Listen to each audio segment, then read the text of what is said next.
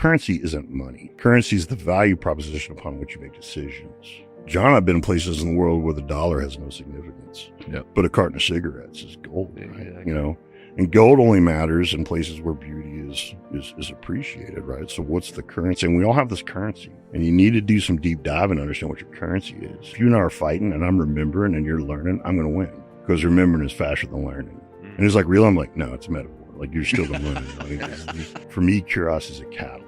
And the last thing is, curiosity is criteria. It's courage, it's creator, it's a catalyst, and it's a complacency killer. And complacency is a killer. It's in the supply chain of every disaster. It's in the cocktail of any. It's just always there. And people tell me, like, man, there's no discipline about not being complacent other than just staying curious. Like curiosity and complacency, they're incompatible. Like so if you're curious, you're not asking questions, by default, you reject complacency. So there's no like, how do I become less complacent? It's more like, how do I stay curious? Because if I stay curious by default, I'm rejecting complacency. Right. Raw, uncut, and unapologetic. Welcome to Men Talking Mindfulness.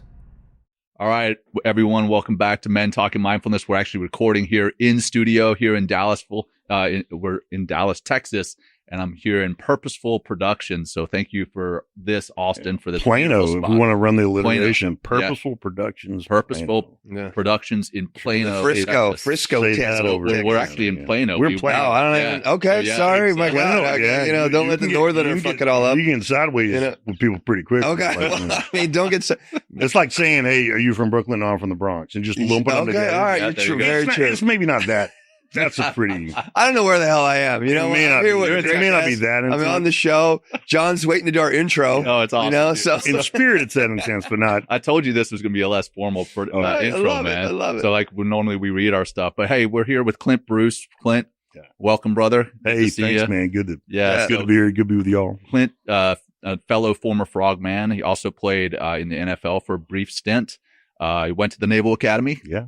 Not one of the best classes, 96. 01 was probably. I was 97. 97, all right. Yeah, but 97. football 96. And that's what helped me become a 97. Gotcha. Winning football games in 96. There you go. Yeah, we won a bowl game. Aloha Bowl. We won a bowl game. You can MVP. go. Oh, thank you. Yeah, but MVP at that game. Hey, athletic overachievement, academic under. That's how you. There's an arbitrage between athletics and academics. All brawn, no brains kind of thing. But I was trying. I tell people, like, hey, listen, if you try, the instructors, as long as it's within their moral and ethical spectrum, they'll be like, he's trying. They're like, he was trying. He's just dumb.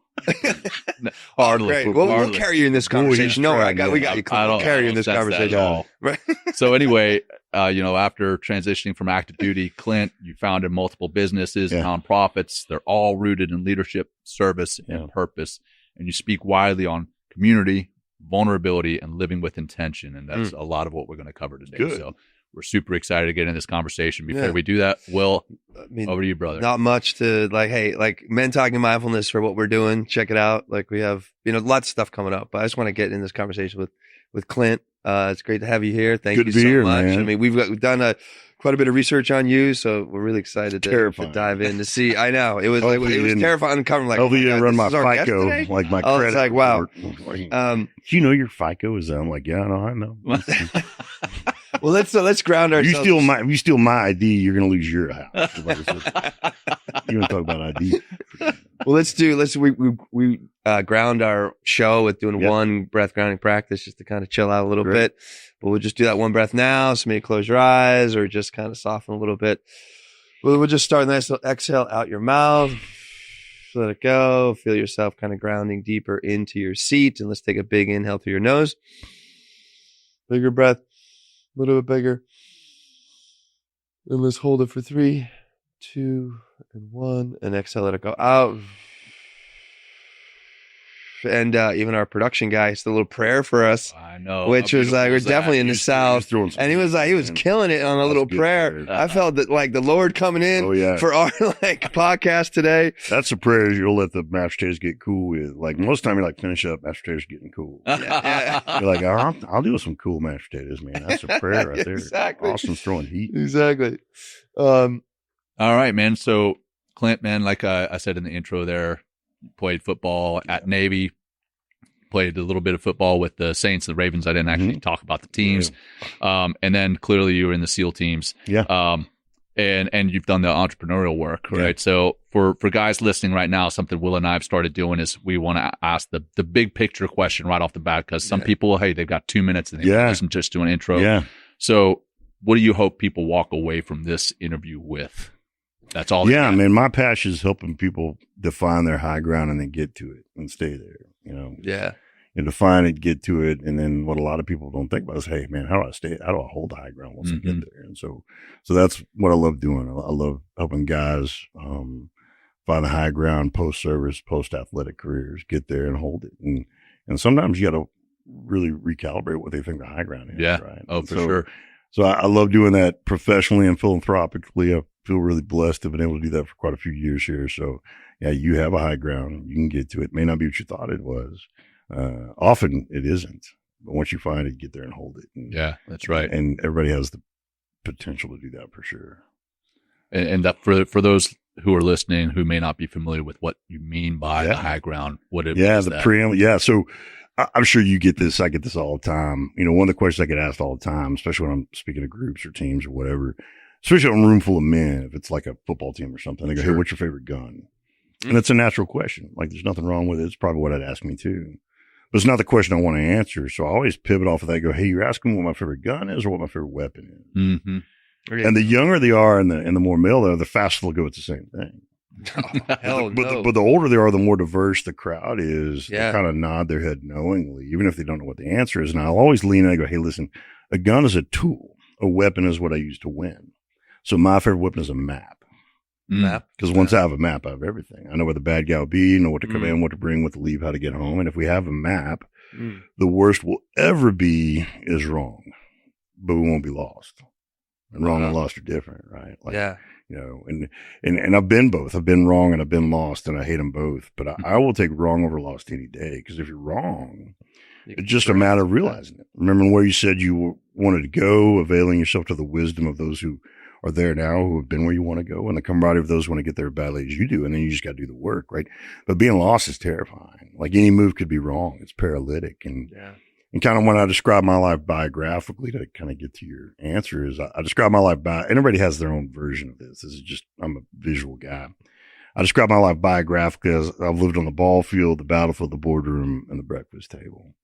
You know, the ball field describes my season life, literally describes my season life as an athlete. I grew up here, Dallas-Fort Worth area, played football at the Naval Academy, played in the NFL. No one knows I played in the NFL because when I was at the Ravens, I played the same position as Ray Lewis. And he's all right, man. He was all right. And I remember being to practice one day. This is 1997. So it was his second year.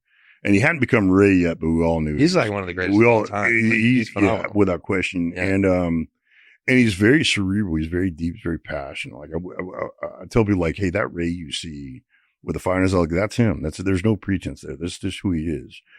And I do remember being at practice one day, because I've been selected for the teams too. Mm-hmm. So here I am, the two, opportunity playing the NFL and haven't been selected for the community. And I wanted to serve. There was no part of me that didn't want to serve, but we had done things in such a way that, I could play that first season and then go to Buds and then come back out, kind of that Dave Robinson thing. And but I remember at practice one day, watching him do something, and I was like, man, it might be easier to become an Navy SEAL than be outrageous. so the ball field describes my season life as an athlete. What a thought! Like, all right, do I beat out Ray Lewis, or do I go? Or do I make it through something that historically has a 10% retention, 9% attrition? He just likes hard shit, huh? Yeah, man, the math was far and away more favorable for making it through SEAL training. Yeah, and the battlefield describes my season life of being a member of the SEAL teams, and I love being a member of the SEAL teams, but I love more having been a member of the United States military. And John will tell you, like, we're one finger on a fist, on an arm, on a body that is the United States military, and it was a privilege to be that finger. Well, thank you for your service. No, thanks for being worth it, man. John as well. And, thanks, brother. Yeah, thanks for being worth it. And appreciate that. So, and then I like that response. Thanks for being worth it. I've said that for, I think, probably 12 years, kind of right after I started carrying load. And someone goes, hey, thanks for your service. I go, thanks for being worth it. And it kind of caught them off guard. And they go, what do you mean? I said, well, that's what we're thinking. Like, we're over there missing our families, all this other stuff. I'm like, man, I hope these people are worth it.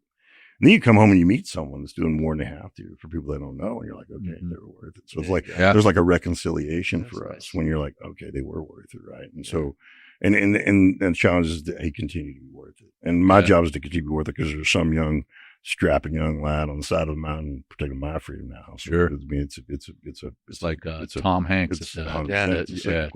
It's like and, right. And so the boardroom describes our season life. Now that this, and the breakfast table is we're on that map our whole lives. We're born onto a breakfast table. And sometimes it's great. Sometimes it could be better. But then we build a breakfast table. And so that's how I describe my life graphically, the way I run my life. Because if you don't have a map, you're not on a mission. You're on E&E, right? And you know that as a Red Wings guy, right? Yep. And I go, from now I run my life. I kind of guide and govern my life with a ball field, mental and physical health. Hey, am I taking care of myself mentally and physically so I can perform at a high level for the number of the days God gives me, right? The boredom, am I providing for myself and my family and those entrusted me in a way that I'm proud of and where you get to keep the trophy, right? And the breakfast table are my bride and I building girls that love us and that matter to others. And all three of those are a battlefield. At best, graphically, it's like 3 discs with 1 disc going around them, three maps. And then, and the battlefield, at best, my everyday enemy is entropy and complacency, right? Yeah. At worst, I have adversaries and competitors and enemies on these maps, right? But you tend to take everything more seriously when you realize you're at war, you're in battle, right? And so for me, the high ground is where you always want to be on a map, right? And so very visually for me, my whole life is like going, hey, what's the high ground mentally and physically? What's the high ground in the boardroom? What's the high ground at the breakfast table? And the way it would look, and you're seeing this in your mind's eye, and I'll explain it for you. I get it. There's these, the breakfast table is the main party, and then the ball field is like a bounding Overwatch, and the boardroom is like C2, and so these are 3 concurrent missions occurring at the same time, all that got to be supportive of each other, right? Right. And for me, it just works, right? And so when I say, hey, what is the high ground? Like, what did you think the high ground was for mental and physical performance? And that changes over time. And there's nothing more abundant than the disgruntled and depressed millionaire. Oh yeah. So that's not what it is either. That's what all of Ecclesiastes is like. Hey, it's not this. So, and the reason it's so important to me is, I'm one of the hardest questions I ever get asked is who's your mentor? Because it's impossible. It's like, why would I ever deny myself the wisdom of somebody else? I have hundreds of mentors. Like and I crave that wisdom because if I get to remember what you had to learn the hard way, I don't have to learn it the hard way. And like I was working with a UFC fighter one time and I said, hey man, if you and I are fighting and I'm remembering and you're learning, I'm going to win because remembering is faster than learning. And he's like, real? I'm like, no, it's a metaphor. Like you're still going to learn. You recognize this guy's name. Like I don't have a chance, right? I bite him. And, but for me, that high ground is where you want to get to. It's where you have positional advantage, where you have perspective, right? And so our offices are called the high ground. Our offices like co-working facilities for veteran and athlete-led companies. It's like a warrior we work. What I try to do is look, hey man, the only thing that's different on these maps is really the hard skills between the ball field and the battlefield and the boardroom. The soft skills and experiences are very similar. Yeah. And I always tell these young veterans, I go, hey man, you know what the difference between a 15,000 foot peak in North America and South America is? And they're going to yes, right? Because that's kind of we are. Like, there's an answer where you get them like nothing, man. It's 15,000 feet. Same 15,000 So feet. 2/3 of what it takes to get there is the same, regardless of what map you're going to be on. Like, so if you've been on the high ground on the battlefield, you have a percentage of what it takes to be on the high ground in the boardroom. Yeah. And what we try to do in our business is we try to commingle those men and women who are leading at really high levels in the boardroom with men and women who are leaving the ball field and the battlefield. And serendipity is part of the strategy, but what happens is, like for me, it's the empathy engine. Like you put someone in a shoot house, and the CEO of a Fortune 100 company is intimidating if you're a 24-year-old, second ranger kid, until you're in the shoot house, and all of a sudden that CEO's like, "Hey man, what do I do?" And that second ranger's like, "No, I got you." And all of a sudden this equilibrium sets in, and you start realizing like, "Oh, that's just a dude doing the best he can where he is, what he has." And what a lot of these young veterans know is like, senior executive leaders, they have all the questions we do. Like, I can't tell you how many times I've been in a conversation with a guy who has more money than he knows what to do with. He's accomplished everything on the board he can possibly can. And he's like, man, I wonder how I do on the battlefield. And so we all got questions. Sure. And the question is, who you live in life with while you ask yourself these questions. Yeah. Are you asking, are you running with people who can help you answer the questions, or are they just versions of you, right? So when I see the high ground, it's a metaphorical application of what we know to be true about being on the battlefield. Does that make sense? 100%. Well, it's also, I mean, taking it even another level. It's like being the high ground of your mind and not being so attached to your feelings. Well, that's all of it. I mean, that's really, it all begins there. Exactly. It all begins there. Right. You know, exactly. On the inside, for sure. And, you know, cause objective. Yeah. I mean, the neck up is really the women's system. You know? Right. I've always told this isn't scientific, by the way, which will shock you and everybody who knows me watching this. But I've always told my daughters, I'm like, hey, the human machine has 4 performance systems. You have the body, the brain, the mind, and the soul. And for an analogy's sake, I say the body is a car, the brain is a steering wheel, the mind is a driver, and the soul is this inherent sense of where you want to be, right? Mm. But the body and brain are just machines, and they have machine-like principles. And when you begin to understand that, you're not as harsh on yourself. Like, I'm not mad at myself when my tire got a flat or when my brakes fail. I mean, it's a byproduct of being a consumable, right? And so the body's a consumable. And I tell, you know, that's why I love, John, what you've been doing for years is I've watched you kind of launch this concept and you know, what Chris is doing with operator syndrome and all this other stuff. I go, you know, you can drive with 4 mismatched tires and steering that's off. You can do it. You can still get to your destination. It's going to be exhausting. Most efficiently. It'll be 180% burden because you're trying to do this all the time. Right.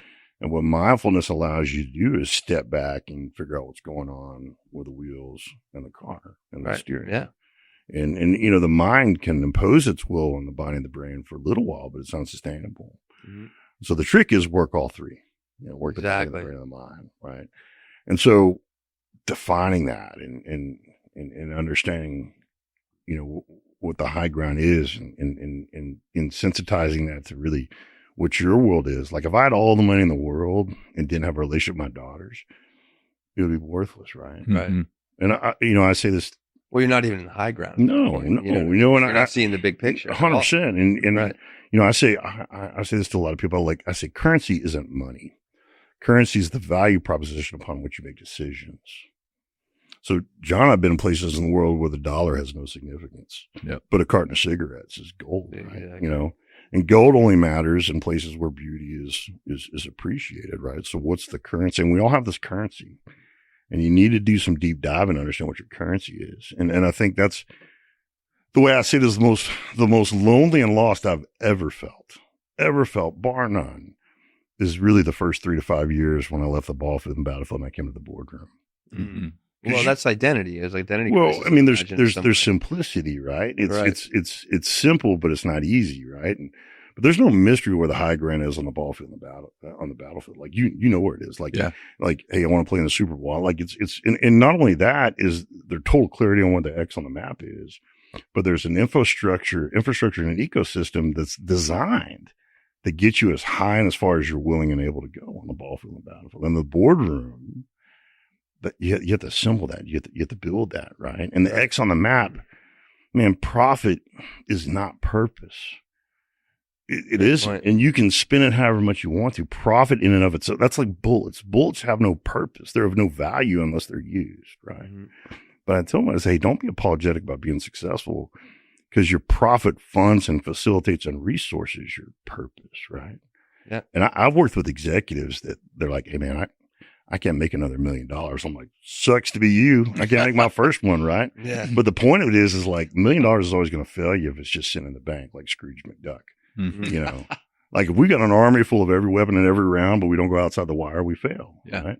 So you don't need to be apologetic about being profitable because for me, money is bullets. More bullets, better targets, bigger targets, right? That's all it is. Exactly. And more you can fire. But it took me a long time to and you can miss. You've got margin when you got a lot of rounds, right? But for me, you know, I would tell you that I don't know that I'd ever not known what I wanted to be when I grew up until I was in my early 30s. Yeah. And the problem with that recalibration that's kind of thrust upon us when we leave the ball field and the battlefield is everybody goes to those moments of reinvention. You got to reinvent yourself. Yeah. You're not, you know, the biggest, fastest, smartest, strongest. You're not all these other things, right? Like you stop growing in high school. You're not going to play in the NBA. And when you have to go through that really hard moment of forced recalibration, you've got infrastructure, you got margin to do it. And sometimes when you're leaving the NFL and you're leaving the SEAL teams, when in their 30s, you just have less margin. So it's not that it's any less hard when you have to do it when you're 18, emotionally, but materially it's harder because you don't have the margin. Right. Yeah. Like I remember when I was at the Ravens, there was a dude who he's always been the fastest guy wherever he's been. Right. And that camp was the first time he wasn't the fastest guy, and it broke him. And some of the coaches well, I mean, his identity's like stuck to it. Well, and that's why I told some of the coaches were kind of messing with him a little bit. I was like, hey man, that's not a character issue. That's an exposure issue. Like, when was the first time you realized you weren't the fastest? Right. First time I realized I wasn't the fastest, 5th grade, Little Rock, Arkansas, coming around second base. Some girl running out. They made, I don't know if you're not old enough to remember this, but they made, you had this brief season of life when we had parachute pants, and then they made fake parachute pants. Oh, what I learned about what I learned about the fake parachute pants is those are not flame retardant. So my chubby little legs are catching on fire as I'm rounding second. But then I find, when I find I'm not the fastest, I go home to a mom and a dad. So I'd margin. Yeah. And I said, this kid has always been the fastest, and his speed is what's going to allow him to extract his family from poverty. And now he's just finally went the fastest. So you got to give him time. That's exposure issue. I mean, that's amygdala, that's limbic system. The brain lacks a stimulus to grow based on success. It only grows because of discomfort, adversity. And so that evolution, like it has to, and I think what's hard for us is we're having to do that later, and we're having to do it having been on a high ground that offers a unique clarity of purpose. And I'm also a horizon guy. And John, I'd be interested in kind of how I articulate this and see your opinions on it, because I don't know if I do it well. I would say until my early 30s, I was flying nap at the earth. So nap at the earth is your contour flying. It's like every cool scene in a movie where the bird's just going right along the treetops, right? That's called nap at the earth is what that's called. And that provides a really fast feedback loop. I do return on effort, right?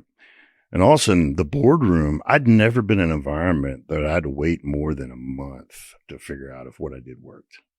On the ball field, every 7 seconds. Yeah, exactly. Instant snap, feedback, I do, and I can self-assess my value proposition with my teammates and also, so I know who I am and where I am and what I'm doing. And then I go to the sidelines and my position coach gives me feedback. Then I go to halftime and the coordinator gives me feedback. And at the end of the game, the outcome, the coaches and the fans give me feedback, right?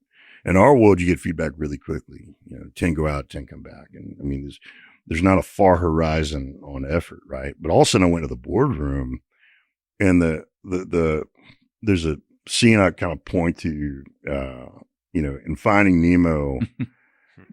This is my level of maturity. I love it. One of Scrooge McDuck, Finding Nemo.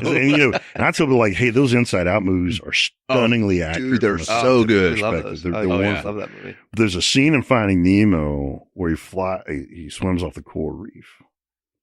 And it's the first time Nemo didn't know where he was. Because he's always had the reef, right. or Marvin, the dad. And until I was in my early 30s, I was never in a scenario where I didn't have fast feedback.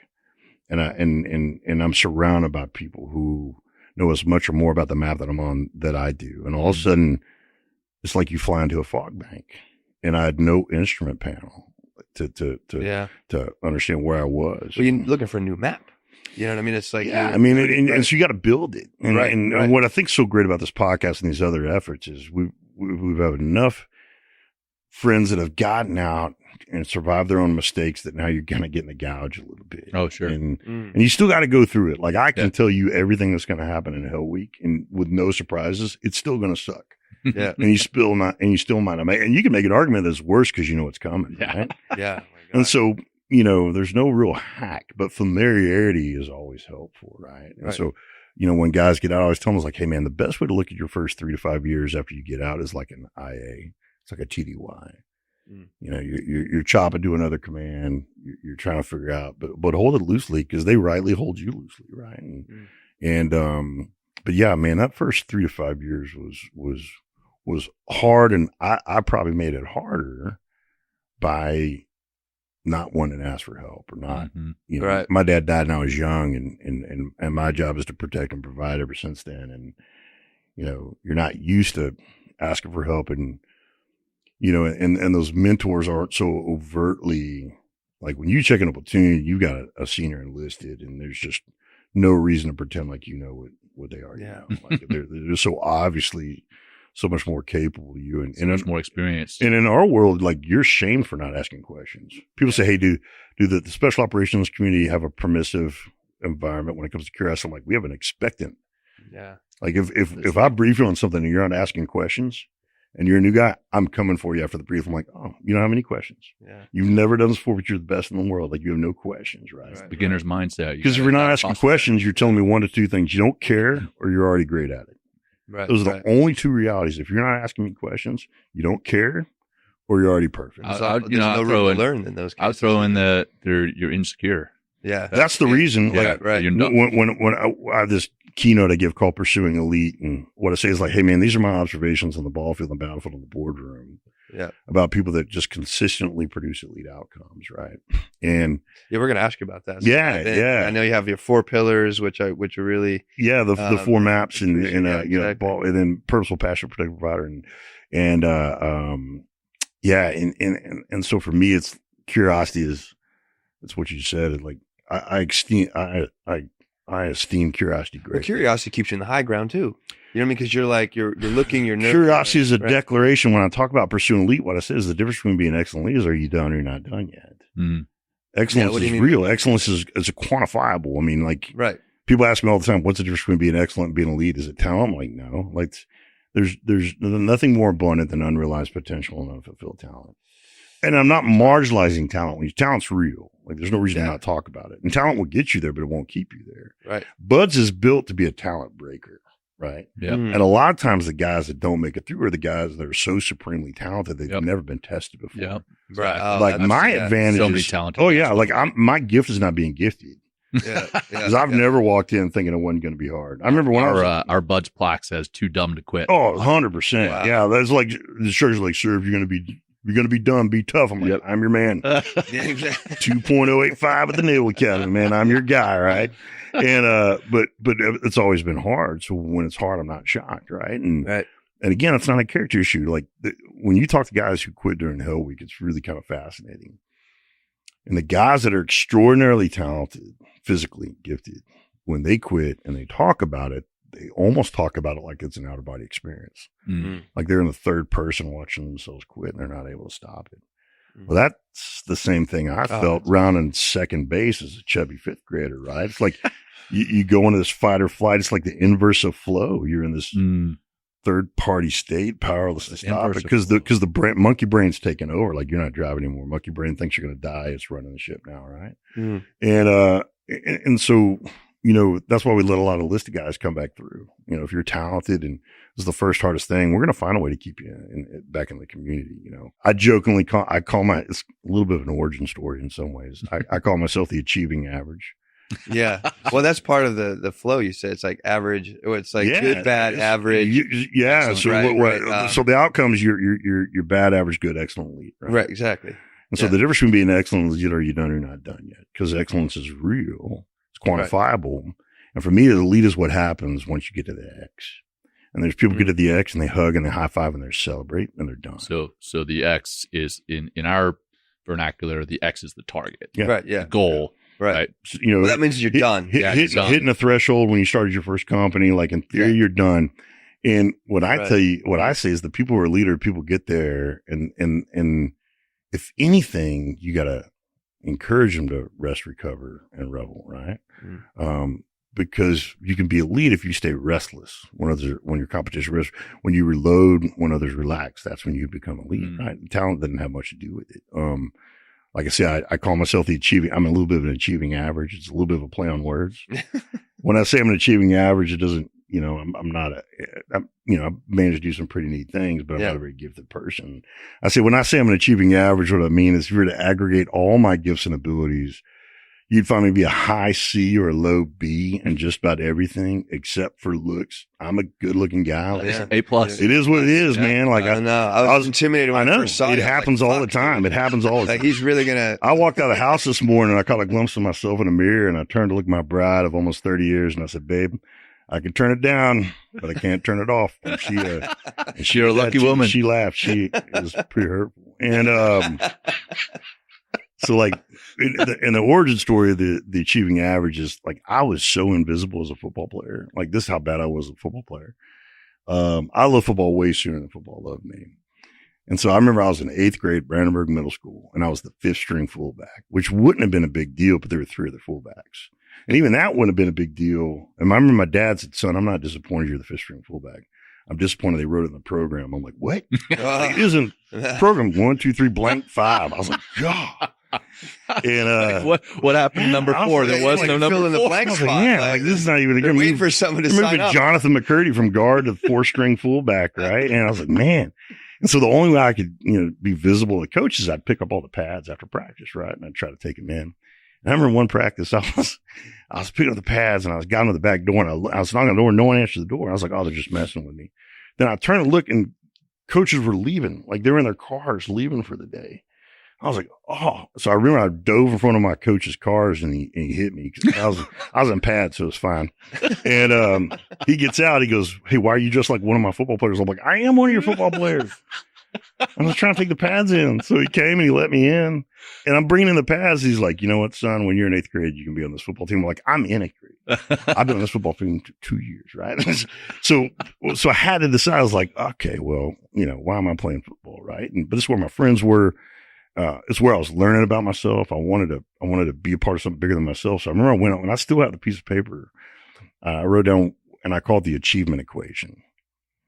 And for me, everything comes down to math, simple math, right? And so for me, the achievement equation is angles plus allies plus advantages equals achievement. And I remember when I wrote that down, it was kind of cool because for me, angles and allies is 2/3 of the equation. Yeah. And advantages, for me, advantages are talent and treasure. And people go time, like, no, talent and treasure just buy you more time. But time in and of itself, we all have the same amount of. But the math for me is like, hey, man, if I get great angles and I surround myself with people who mean what they say as much as I mean what I say, then I should be able to beat someone that just has more advantages. And that equation has driven my entire life. It is the story of Navy football when we were there and we're at our peak. Like, hey, we play Notre Dame. There's going to be a gap in advantages, when it comes to talent and treasure. Mm. But that's only 1/3 of the equation. Like, if I've got angles and allies, I've got your ass if all you have is advantages. Yeah. Now, what's really scary in all the great ways is and this is kind of the arc of Ray Lewis, right? Ray had extraordinarily advantages, right? Lots of talent, yeah. And then when the angles and the allies came alongside that talent, you're just like, this could be a tough day, man. Yeah. Tony Gonzalez, I remember we played Tony Gonzalez in the Aloha Bowl when he was a Cal. And he screwed me up pretty big because I was kind of like a water boy, like manufactured hatred and, anger was my fuel. I remember first play, he ran out and I hit him, pushed him in the helmet, shoved him in the head, like I'm going to be here all day. This dude jumps up and he pats me on the helmet. And he goes, 51, you're a great linebacker. I really enjoyed preparing to play you and thank you for serving our nation. And he just trotted off the low. And I was like, it's like I spent the whole rest of the game protecting him. I'm like, he's down. Like, don't hit him. And like, called him sir. I was like, catch sir. Like, he just screwed me up. But that's an example where like him and Larry Fitzgerald and Brady, what you have is you have these advantages. But when you put angles, understanding your craft, and you put allies. Great teammates. And so buds for us is where you develop the allies. Like there's only way to forge that level of camaraderie is time and suffering. That's it. Yeah. And so if you don't have time, what do you have? Suffering. Right. And so we suffered. And then you figure out who means what they say, right? Mm. And so, I don't remember what question you asked. No. Like my meds ain't kicked in yet. They will. This will be great when my meds kick in. We're talking about the difference between elite and yeah. And I would like to go in those 4 pillars, like balance, curiosity, tribal. I call them the pursuit points. Cause my whole thing is, hey, pursue elite. And these are the mechanisms in which you do it. So for me, there's 5 pursuit points. There's balance, curiosity, tribalism, intentionalism, and authenticity. There you go. And for me, balance is not an equal distribution of effort and time because it's not realistic, right? Like it's what I tell people is balance is building high ground for hard days. Right. Cause here's what you're going to have a hard day and you better have friends and family and faith that can remind you who you are and what you're about when the world tries to make you forget. Cause that's what the world's going to do. The world craves equilibrium. It doesn't like extraordinary. And so it's going to try to regulate that. It's going to try to bring, and you got to have these. Here's the most elite people I've always known is, hey, I know I'm going to need you and I don't know when. So I need to invest and nurture. If I expect you to be there for me when I need you and I know I don't know I'm going to need you, then I have to nurture that relationship. Mm-hmm. Like I never want to be the guy that when someone calls, they go, he must want something. Oh yeah. I'll know some of those guys. Actually, I'll never be that guy. I'll never mean to be that guy. Mechanically, it may have happened, but it's never my intent. Sure. Right. And, you know, like we were talking about scripture, like, hey man, when I'm on it, like I don't have time to find the scripture. I need to know it in the top of my head. Right. Mm. Like if you ask Kim and I if malfunction drill at the same time, we both look at you, tap, right, bang. Like it's so ingrained in us. We don't have to think about it. Right. And so, balance is having an answer for what to do when it all goes wrong, even if you do everything right. For me, I'll slow down real quick. So for me, this isn't a math equation. It's not balance plus curiosity plus tribalism plus intentional plus authenticity. For me, they're 5 lanes on the interstate to where you said you want to go. Exactly. And at any given time, one may be more dominant than the other. Sure. But you had to have situation awareness on the other 4. But as soon as I say that, what I will tell you is for me, curiosity is the on-ramp. It is what brings you there. Because if you get curiosity right, it kind of facilitates the others, right? So, and for me, one of the things I love about curiosity is it's a declaration of I'm not done yet. By asking questions, you're telling me you're in, like you're not complacent, right? So, for me, curiosity is 5 things. It's criteria. It determines our compatibility. If I've got 5 years and you've got 2. Conflict is imminent unless I know you got 2. If I know you got 2 and I got 5, I want to make these 2 the best years of your life, right? Like, but if we're unequally yoked from our horizons perspective, there's going to be conflict there. And I love you too much to not like you one day. So let me figure out what your horizon is. And we don't have to have the same horizons, right? Like I love people ending well, man. I'm not trying to vilify being done. I'm just saying if you're done, tell me. Because I want you to be done in a way that's spectacular and better than you ever could have imagined, right? So for me, we got to figure out what those horizons are. And so for me, curiosity is, if you're not curious and I am, let's call it now, right? The second thing is curiosity is courage. And it's the co-equal and precursor to physical courage. And I'm not diminishing physical courage when I say that. I know physical courage. I mean, I'm around men and women of valor all the time. You know, John's an example of this. And we went to an institution that teaches this. And I'm not diminishing physical courage. What I'm saying is you're brave because you had to be. Right. There's an element of inevitability to it. Like you got to, or you're not going to make it. And that's what raises curiosity to the terrain of courage, is because it's escapable. Like all you do is not do this and no one that you don't know, right? And so for me, why don't we do this? Well, I'll only speak for myself, right? 51-year-old man, somewhat accomplished, been really fortunate. And to this day, when I'm in a room full of people that I respect and admire, to this day I have a knot in the pit of my stomach when I have a question. Because I'd rather them think I know. Yeah. I'd rather you think I know. I'm afraid of the answer. I'm afraid of the work that comes with the answer. I'm afraid of admitting myself. I don't know. I'm afraid of what you'll think about me when you find out I don't know. That's always been the definition of courage, is action in the face of fear. Yeah, exactly. So when we see someone doing this, we know someone has courage. And I find courage to be a prerequisite for any good thing, right? I agree. So curiosity is criteria. It's courage. It's a creator. I don't want to answer for you. Every person has their own answers, but I would tell you everything in my life that I love is on the other side of a question that scared me. Yeah. 100%. Yeah. Everything.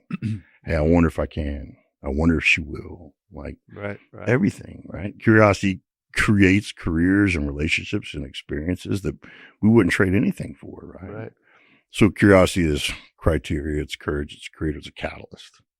And this is something that we love about our community. Our community is like, there is no static in our community. Like you're either getting better or declining, right? And like I use swimming as an example for this a lot. Like I love water sports. And the reason I love water sports is because the water always wins. I mean, there's humility that comes with water. Like everybody's fighting for second because the water's going to win. Like water's undefeated. I think that's what makes us kind of unique in the landscape of special operations is the water humbles us and we know it. So we're not peers with the water, right? And I tell people all the time, like Michael Phelps was the fastest person on the planet at not dying in the water.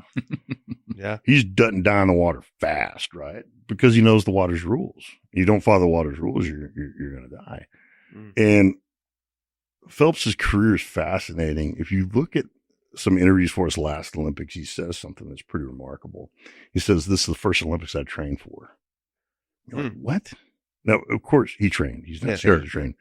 But what he's saying is this is the first Olympics he couldn't just show up and be better than everybody else.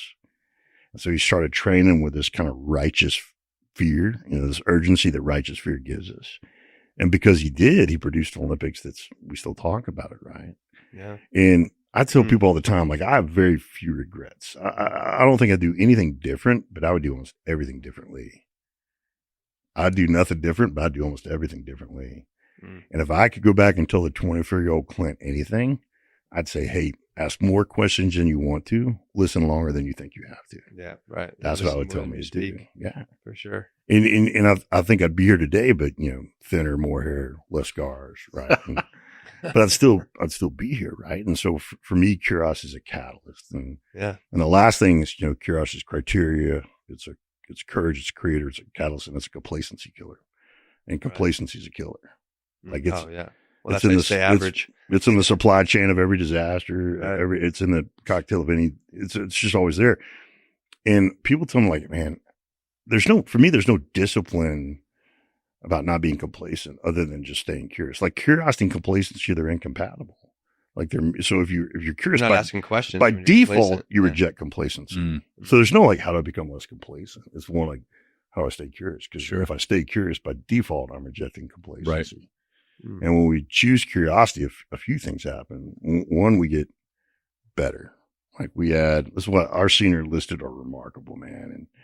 And he's got his own stories. I got mine too. Like when you're a new guy, like you're throwing everything on you. Like you look like a mule. Like you got, and then, the funny thing is guys like, is that where you're wearing your knife? You're like, gosh damn it. You got to go you walk out there wearing their knife where they told you they were making fun of you. You're like, oh man. And so you do these gear explosions. What you find is that the guys get better and older, they get leaner and faster. And so when the guy that's been on 10 combat deployments is not caring as much as you, it's probably because he knows more than you. Right. And he's embraced all the bigger, faster, smarter, stronger, all these other things. So one, when you choose curiosity, you add new, better, faster, smarter to existing proven, skilled, experienced, and wise. But not only that, you tend to attract people that are courageous. They want to create something they're proud of and be as good as they can be, as fast as they can be. And that doesn't even feel like work, man. That just feels like adventure. Right. Yeah. Very true. And so like, those are the allies you want. That's who you want, man. It's a criteria piece, right? Yeah. So, curiosity, tribalism, for me, when you see groups of people, you can call them one of four things. There's gaggles, groups, teams, and tribes. And what makes these things different is what yokes them together. So gaggles is yoked together by problems. Groups are yoked together by preference. We like the same stuff. Teams are yoked together by purpose. Hey, we have a common goal and we need diverse skills to pursue that goal. So we align for the pursuit of that goal. But sometimes that's all you do. It's a declaration of intent. Like there's 32 teams in the beginning of every NFL season. And in February, only 2 are left. Right. Right. And for me, tribes are the highest form of coexistence. Like throughout all of human history, tribes have affiliated for really 2 reasons: success and survival. Right. And so I say tribes, teams are united by purpose. Tribes are united by conviction. T.E. Lawrence once said, an opinion could be argued with, but a conviction is best shot because you'll hurt for a conviction, right? And what you see between a team and a tribe is the shedding of the self. There you go. There's a shedding of the self between the team and the tribe, right? And it manifests itself in speed. And the way I say it is like, you can see it. I go, teams row, tribes flow. There's a reduction. There's a fluidity in it, right? And what you're seeing is also that loss of identity. You're seeing the shed of the self. Right. You become like a hive mind. Listen, we talked about the Marine Corps earlier. Like the Marine Corps beats the you out of you, and now you're useful, and it's beautiful. You won't find any SEAL that doesn't respect the Marine Corps. I love them. All of them. Like if we're going somewhere like, Marines are all right. Like we just got to worry about them breaking stuff they're not supposed to break. But they're like, so that's not, the same with us. Not a peacekeeping force, right? Those boys are there to get you, and I love it about them, right? But so and that's kind of what Buds is. Buds beats the you out of you. So now you're useful. Right. And that's what I love about team sports and all these other things is putting healthy distance between you and you. Right. So you gain the perspective. Yeah, right. Yeah. And so, but for me, that's why I've always chosen really hard things. I've chosen really hard things. I'm going to need people around me that are better than me, and I'm going to have to listen to them, or I'm not going to make it. Right? There's this. I kind of paint myself into the corner of the person I say I want to be. Right? So balance, curiosity, travels, intentionalism. I think he'd tell you this. Like, when I left the NFL and came into training, there's like 250 guys that say they want to be SEALs, and at the end, there's 12 of us left. Right? The 12 original day one all the way through, right? That's wild. And it's nuts. And I would tell you, like, there's a meaningful percentage of the guys that didn't make it, they got hurt.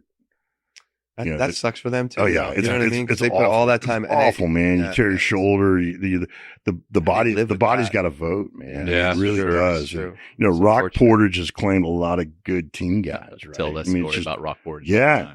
Rocks don't care. Yeah. Rocks been like, oh, you're a high school quarterback, great. Face, meet the corner over here, right? Like it's just, so there's some harshness to it, but I think all buds exist to figure out whose conviction is they want to be a team guy, vice whose opinion is they want to be a team guy.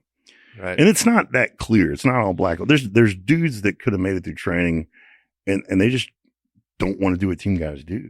And I love that. Like be you and what you are, right?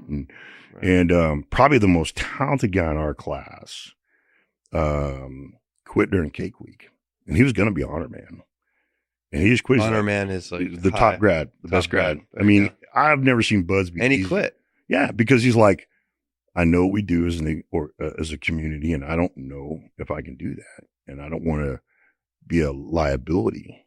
So he became a helo pilot. And he's like, I want to rescue people, right? And he's he's a brilliant guy, but the know thyself piece, when he quit, every instructor lined up and shook his hand because of self-awareness it took he'd made it through training. There's cake week's the last week. Like, so it wasn't even a physical. No, he made it. He would made it. Yeah. It was one of the most mature and profound know thyself moments I've ever seen. And I bet he's successful today. He's incredibly successful. There you go. And he's universally respected by every instructor, and every guy went through Buds with him. Yep. No one questions it because it was just this self-awareness that it took the rest of us probably years to kind of cultivate, right? Wow. If at all. Yeah. Still people are coming cultivating through. Would be the better way to say it, right? Right. For me, that intentionalism has kind of been the secret sauce for me, like always knowing why I'm doing what I'm doing. Because the what's are going to be there, and the what's are the one mores, like 1 more minute, 1 mile. And you know why you're doing what you're doing, the what stays small. You talk about maps right from the beginning. You know where you're going. I know where I'm going. Right, and that's fucking primary. Yeah. This will be a shocker for you. He already knows this. I'm not a runner. You're not? Oh, I know. Dude, I thought you ran before. Yeah, no, I know. You and Oscar are both like that man is a gazelle. He can run for days. You're just sweating. It's hot outside. I don't like running. And we do a lot of running. Like you run 6 miles every day to chow. And I'm good with that one. Like I'm fine. I'll run that one. Well, you're running the breakfast. Yeah. You know where you're going. Yeah. And then, you got these 8 mile condition runs. And I always joke when I talk about average, I say average has no secrets, but you can't learn anything from average. But I was at best an average runner. And you can learn something from that if you're a bigger guy. And I always tell guys, listen, if you're a big dude, here's the secret to big man running. Lean forward until you're about to fall over, then don't. Yeah. It's momentum. How far you got to go. It's like a controlled fall. Just lean forward. One of your academy classmates was my Bud's OICs. Oh, yeah. Don Weatherby. Oh, yeah. Yeah. Don's a big old boy, man. Yeah. So he's a different kind of big. Don's like a chiseled. Yeah, exactly. Good looking. But he was struggling with the run, and big dude. He ended up learning how to run well. He's killing it, man. Oh yeah, he's killing it. And such a good dude. Stillwater's run deep with that guy. Right? Yeah. He doesn't talk, so when he does, you need to listen. Oh yeah, right? That's right. But yeah, so the way I always say it is, and this may be the thing that was my pivot point on the boardroom map, is I'd always known why I was doing what I was doing until my early 30s. And also I'm in the boardroom, and I didn't really know why I was doing what I was doing. Like, make a lot of money? Why? And so for me, I had to slow down, and I had to that's the thing is I reinvented my why. And once I figured out my why, because you reinvent your whys all the time. Like when I was an 18-year-old, my why wasn't what I'm about to tell you. It was, prove people right, prove people wrong with every snap, right? People thought I could, I'm going to show them I could. People thought I couldn't, I'm going to show them I could, right? So my why, when I, my bride had her first daughter while I was over, and it took me longer to figure this out, but when we had our third daughter, I knew what my why was. My why was to be the kind of guy my girls want to marry one day. That's it. And who I am, what I do, who I do it for, and that man's going to be purposeful, passionate, protective, and provider. If he's not those 4 things, I'm not going to have to scare him off because my girls aren't going to want him. And if he is those 4 things, I'm still going to scare him off. So I always say, I believe everybody has to have a high why and a big why. And your high why is personal. And your big why is professional. What I use my time, my treasure, and my talent. And once you get those things, it's not that you're unstoppable. You just won't stop yourself. So my high why, I want to be the kind of guy my girls want to marry one day. My big why, I want to work for the best leaders in America and create amazing careers for veterans and their families as they come home.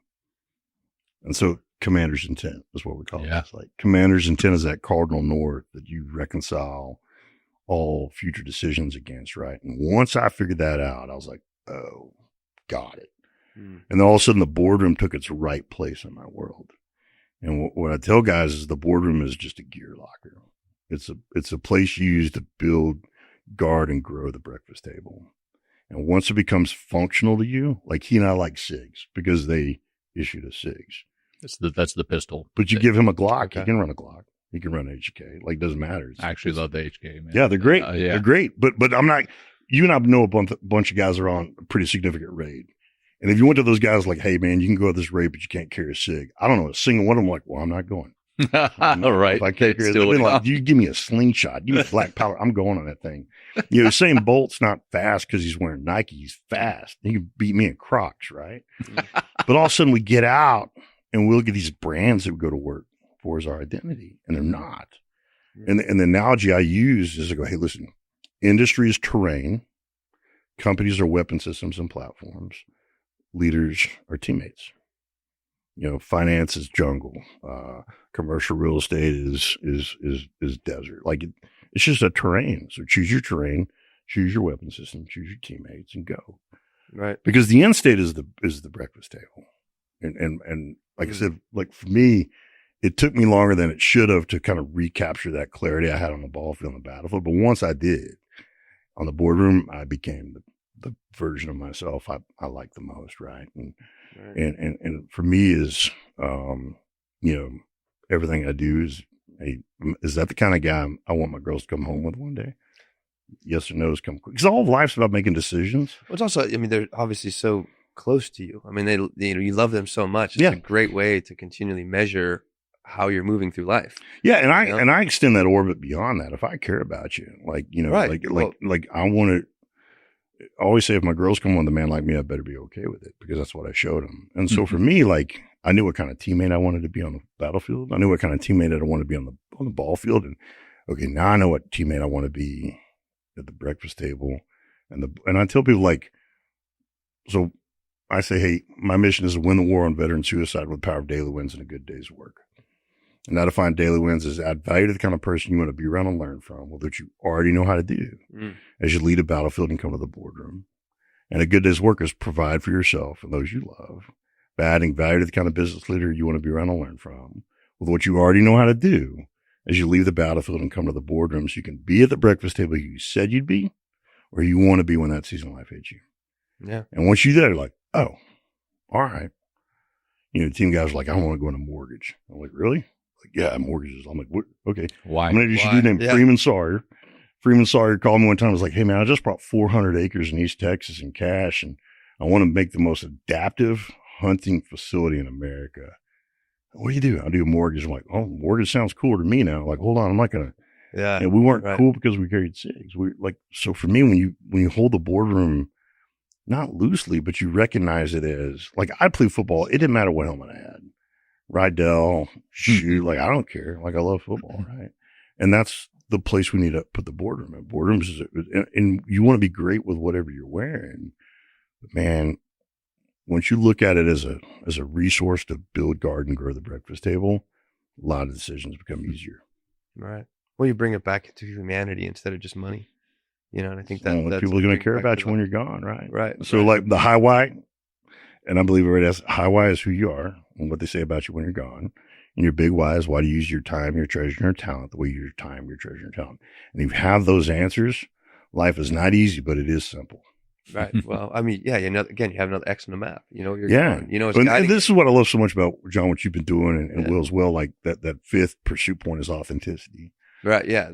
And I tell people like authenticity is what you call vulnerability when you're not scared anymore. When you're scared is vulnerability. That's where we wanted to go. Yeah, we'll get into it. But let's talk about definitely both of those. Yeah, like so authenticity and vulnerability is something we continually, we express it on the show as much as we can. That's part of our success. It's really two of the ingredients of our formula of success. It's like, you know, being authentic, not giving a fuck, but giving a fuck. You know what I mean? In the sense of like, knowing where we're going, know where we're driving, knowing like how, what we're trying, who our audience is, what we're trying to speak to them about, you know, and help them to wake up to, but then being vulnerable enough to just like not have all the answers, like ask good questions, be really curious. Man, you know, the most elite people in the most elite organizations are the most authentic ones.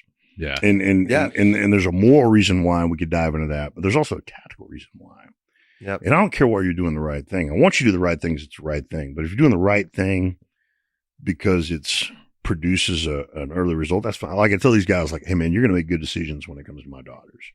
And you're going to make good decisions because you're a good dude. You're going to make good decisions because you're scared not to. And I don't care which one it is. I'd love you to make good decisions because you're a good dude, but if you're doing it because you're scared, that's fine with me too, right? And for me, authenticity is a harvester of time. And here's what I mean. As a species, we've agreed on one thing, 24/7, 365. We haven't agreed on anything else since then. Right. I mean, even the places where the sun doesn't set for 6 months or rise for 6 months, they still go 24/7, 365. Right. Yep. Yeah. So if we look at mistakes as increments of time, we begin to understand the significance of mistakes. Because time's irrecoverable. You can only save it. Go back, you can't buy it. I mean, that's the fundamental decision with Bezos and Amazon. Basically, the whole thing is you can't buy time. You can only save it, right? And so what authenticity allows you to do is not double down on irrecoverable time. And so if we go back to sports for this, like every team I ever played, me and Army and the clock, me and Air Force and the clock, me and Georgia Tech and the clock, the clock didn't care about either one of us. We both had 60 minutes at the beginning of the games, right? And if I make a 2-second mistake, but I don't tell anybody about it, I've doomed 10 other guys to make a 2-second mistake. Now we lost 20, 22, 24 seconds, right? And so the most authentic organizations, they don't double down on the irrecoverable asset that they and the enemy both have the same amount of. So authenticity is the most supreme tactical advantage harvester there is, because you're harvesting the one thing we have the same amount of. Us and Al Qaeda, same amount of time. You know, ISIS, the same amount of time. We all got 60 minutes in an hour. And those who steward their time best win because they have more of it, right? That's why we focus so much on marksmanship. We're like we miss less. And because we miss less, we don't have to carry as much. And because we don't have to carry as much, we're not as tired when we start fighting. Like there's a supply chain to it, right?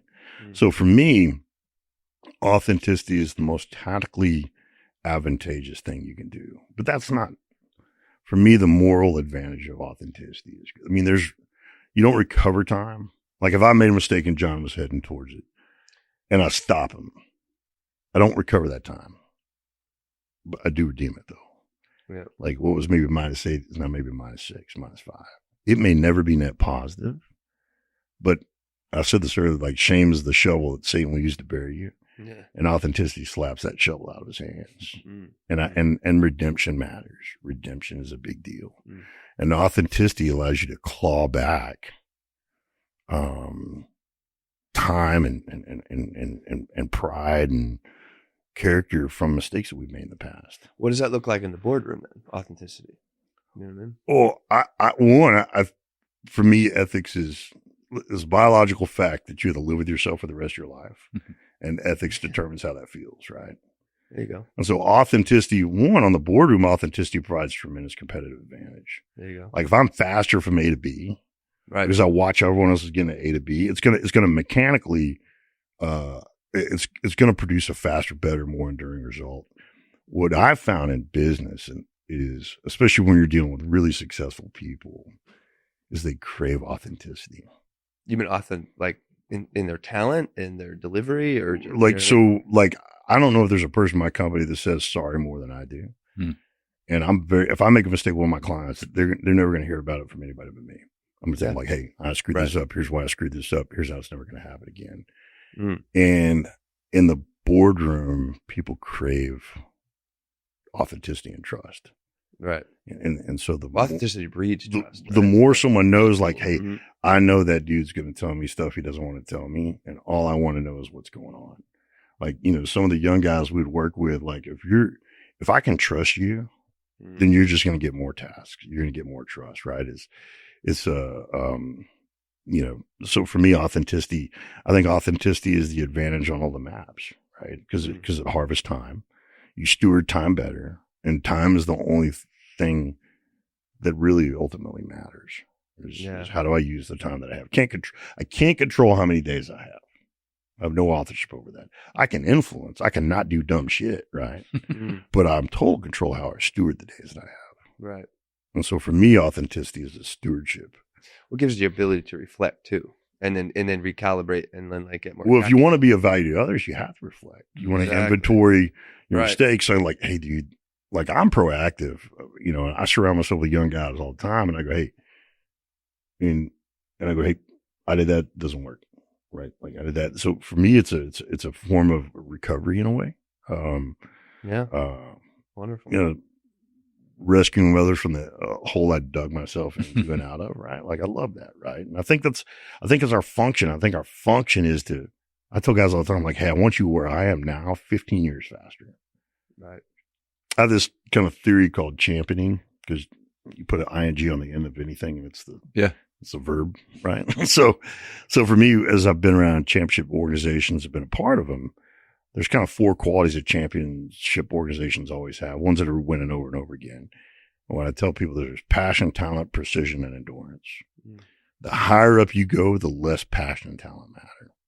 It's not because they matter. It's just everybody's got it. Like in the Olympics, everybody's got passion and talent. There's no difference there. So what's left is precision and endurance. And I look at precision maybe differently than others. For me, precision isn't being right more. It's being wrong less. And I think that's a more honest way to talk about, like being right more. That's kind of an academic kind of lab art. Right. Like wrong less it considers entropy and fatigue and chaos and all these other things. Or for me, precision is being wrong less, and endurance is being wrong less for longer than your competition. Right. So I hate it when they go, he gets stronger as the game goes on. Like, no, he doesn't. No one gets stronger as the game goes on. You're seeing who declines slower.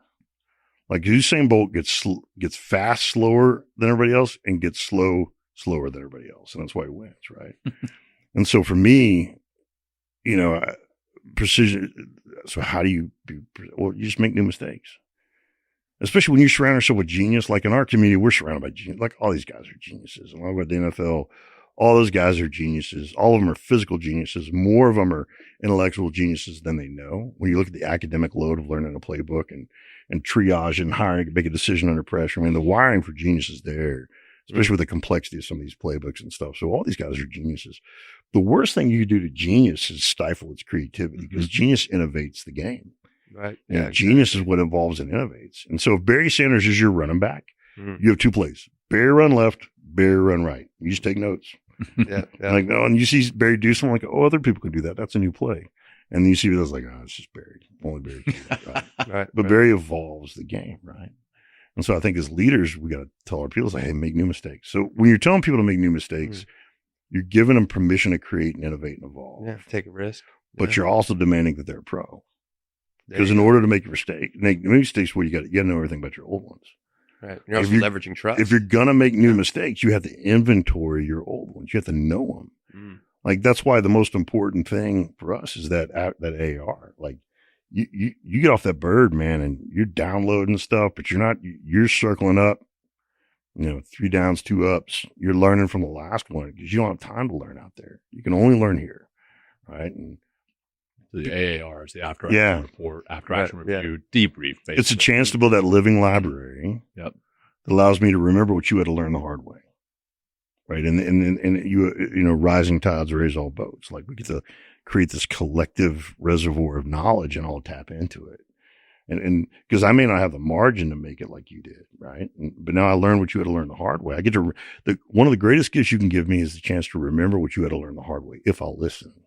Right. Like you can't control whether I listen or not, but it's every man's decision. But I can control whether or not you know or not. You got to decide whether or not you're going to listen. And so I think that's where it comes down to the moral obligation we have for authenticity, right? Yeah. I find it funny, kind of ironic that we're sitting 5 minutes from the Cowboys training facility and you used Barry Sanders. Yeah. Detroit Lion Yeah. instead of Emmitt Smith. Yeah. Yeah, right. I think you might have some Dallas. Emmett would tell you Barry Sanders. Well, no, Barry Sanders, he was a genius. Yeah, I mean, Emmett would tell you, Emmett would be like Barry Sanders, right? But Emmett, same thing with Emmett. Like, you call 80% of a play and you just tell Emmett to be brilliant with the rest of it, right? Yeah. Right. And there's some environments where that creative genius won't work. And you look at Johnny Manziel, like that level of creative genius works in college and the NFL, it doesn't work. Like, because you look at certain offenses, there's a really great head coach and he went from college to NFL. And I thought it was like, hey, your offense isn't going to work in the NFL. And he's like, why? I'm like, your offense is based on inducing mistakes and exploiting the time window in that mistake. Mm. But your receivers in college got 0.35 seconds to get open. In the NFL, that's 0.15. Mm. Wow. Because this guy can change direction so much faster. Right, so your quarterback doesn't have the physics to throw a ball inside a 0.15 window, right? So the more there's that's why creativity matters up to a point, right? And reduce, make new mistakes and learn new ones and evolve constantly, and you can only do that when you ask questions, right? Mm-hmm. So. Does that make sense? Yeah. I feel like I'm on tangent highway, right? Yeah. Sorry, I took you down that. No, you're good. Like, I love this. This is your show. Oh, yeah. So well, we're having fun with it. Only I can make mistakes, right? Yeah.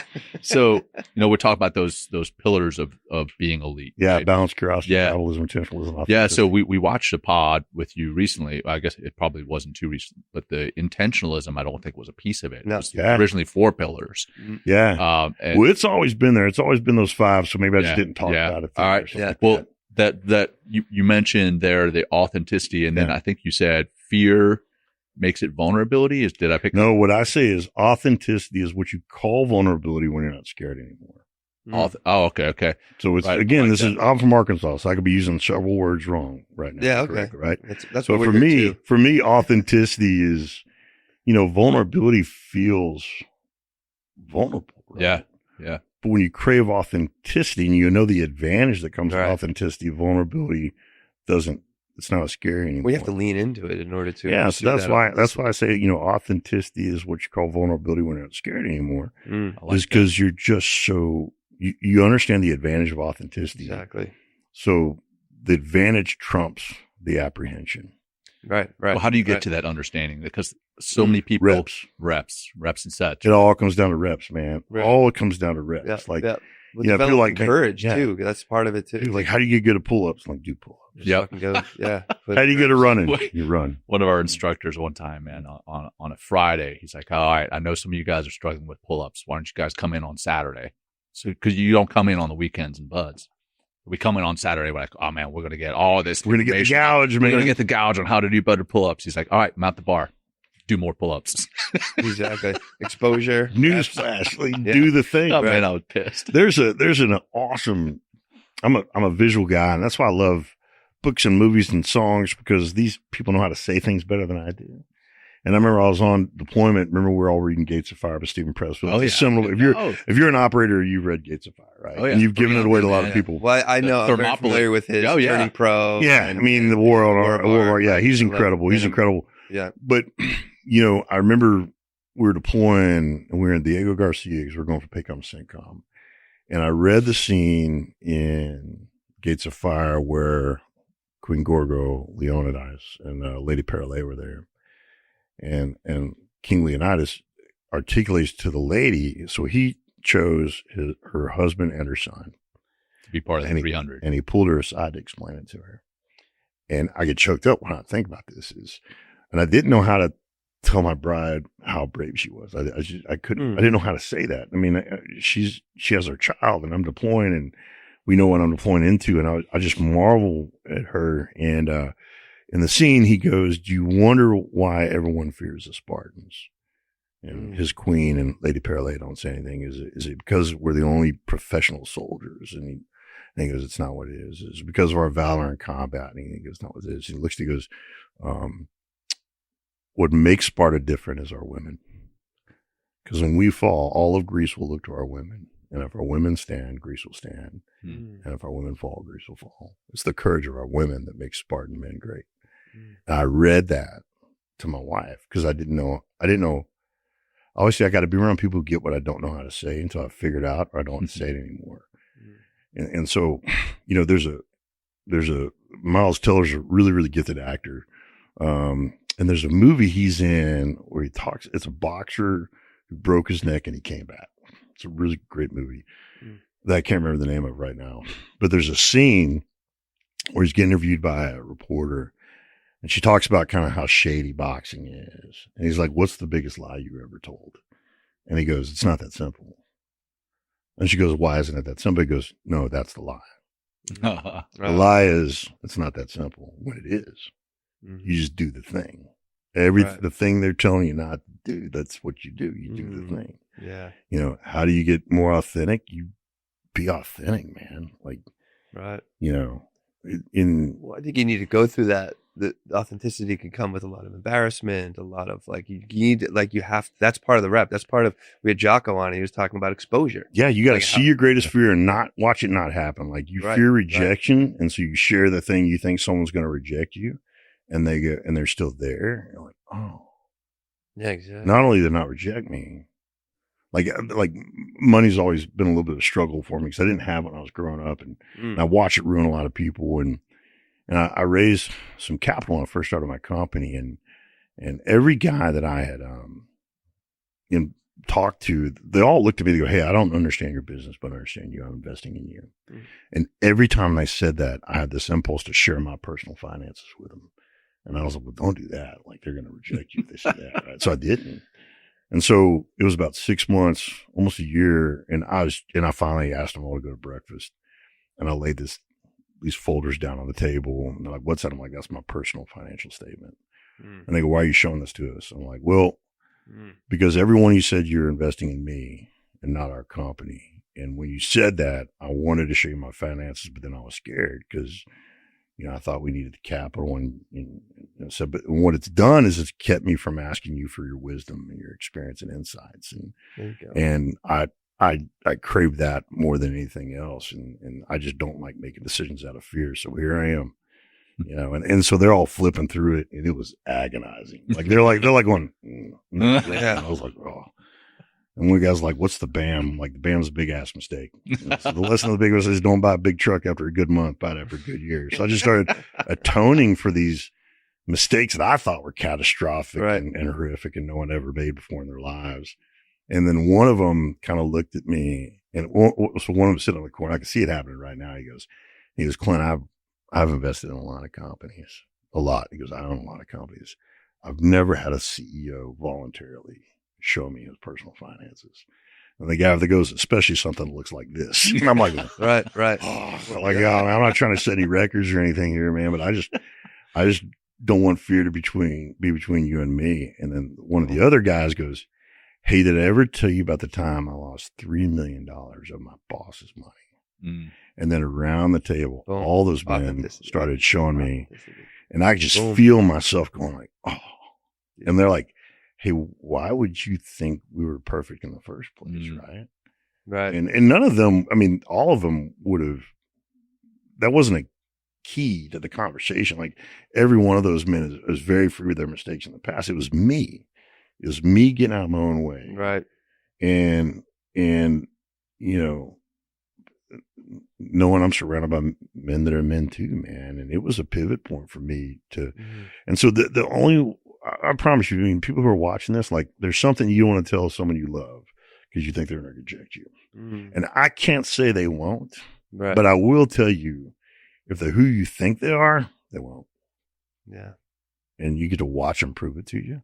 I mean, isn't that what love is being fully known? and Yeah, love. you won't even seen. you won't know if you're not authentic and vulnerable, right? Like, and it's so much easier, man. I mean, like authenticity is like, I don't know, you know, some of the SED stuff, you know, and all that other stuff, like that full poly lifestyle. That, you know, that when you're doing some of the intelligent stuff, like it's exhausting. You got to keep track of all the lies. Yeah. And that's like cardio. And I don't like cardio. Right? Like, so I'm not going to maintain it undercover. I'm like, that's too hard. Like, I'm not doing that. I just tell the truth. If you're going to reject me now. I remember my bride, we, you know, of this, talk about authenticity, of this t-shirt that says, I beat anorexia, because look at me. And, I'm not trivializing. Yeah. It's an inside joke between my bride and I, because my bride was at the University of Arkansas. And I was playing in Navy, and my sister was at the University of Arkansas. So I flew from Navy to Arkansas because I wanted to see my sister and meet her sorority sisters, because I just want to make sure they're good people, because I care about my sister, and I want to make sure all her friends are good people. And this is before you met this is when I met her. Yeah, this is when I met her. Okay. And man, I was done the minute I was like, hey, you want to get married? She's like, can we go on a date? I'm like, sure. And That's amazing. So we went on a date, and it was like, we went to Olive Garden, and it wasn't even all you can eat breadsticks night. Like, you know that one? Yeah. Oh yeah. You fill up on breadsticks. Like, oh, you're full. You want to get some yogurt? You do the whole date, like $12. It wasn't breadsticks night, and she ordered this grilled chicken Caesar salad, and she was just kind of picking at it. And I come from a family where you eat what you order. Yep. And I was sitting there watching her, and I was having this internal dialogue.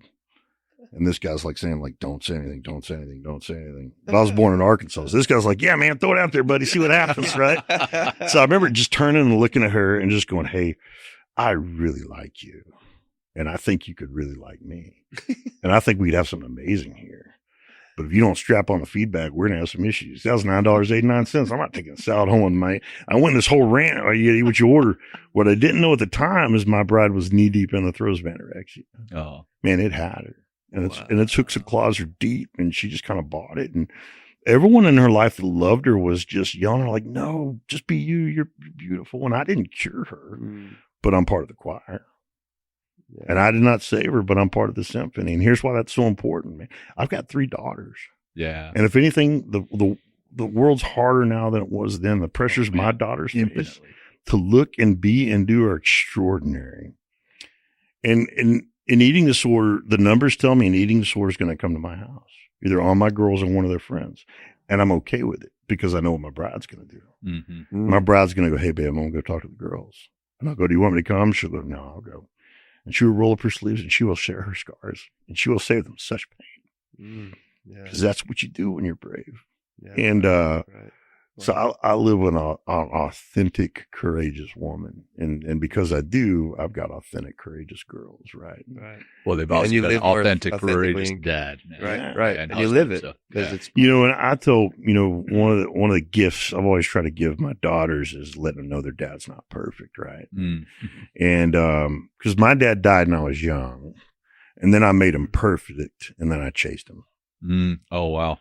You don't talk about setting yourself up for failure, right? So I deified this dad that I loved and I missed, and I was trying to make proud. And you know, I'm not convinced anybody in heaven cares what's happening down here, because they know how great heaven is. But if my dad would leave me like, hey, who are you chasing? Yeah, like who was? Because that's not me. And I'll tell you, one of the greatest gifts I was ever given is some of my dad's friends pulled me aside. And he goes, hey, man, we love and miss your dad. This was probably 15 years after my dad died.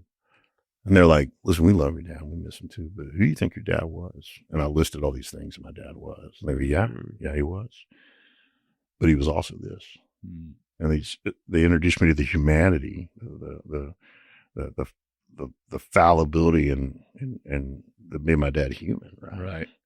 And they're like, listen, we're a little bit nervous because, you know, you're violent guy. Like, we love your dad, but we're going to tell you your dad really was, because we can see what you're doing now. You're vilifying yourself as a dad, and you're comparing yourself to your dad. But you know, your dad. But this whole thing is like, I always tell my girls, like, if you're going to compare anything, compare everything. If you're going to compare the house, compare the loveless marriage. If you're going to compare the car, compare the hole in the heart that a car will never feel, right? So, you know, so I just kind of chase, pace, and pull kind of theory. And my deal is like who you're chasing and what's life going to look like when you catch them, right? And then to keep pace with people that are going to, they're going to hold you accountable. They're going to leave you behind if you don't do the work. And you got to pull someone behind you, or you'll be doing the thing longer than you want to, or longer than you're good at it. And both of them are a disservice to the thing, right? Yeah. And that's what I love about our community, man. Like in our community, like do your job. We're not going to wait on you to get better. Like you got to. So there's this kind of self-policing. There's this kind of collective desire to get great, right? And so to bring it all back to the high ground, it for me it took me longer than it should have. But I remember I was down in my office, and I'd love for y'all to come down sometime. But we have a shoot house in our office, a semi-distance facility. My bride calls my office the Honor Lost Boys. I'm like, what are you doing? What do you mean? She goes, listen, if a 14-year-old is out in their office waiting for their mom to come pick them up from football practice, it would look like your office. And I'm like, so we have a shoot house, we have climbing walls, we have a gym, we have a shower that can chip paint. I mean, and I was like, yeah, well, your office would be pretty small. Like, she's right. Like, you know what? And she's like, you're like the world's biggest. You're a 51-year-old, 9-year-old. I'm like, you are. That's what we talk about ourselves. Super mature response. I know you are, but what am I?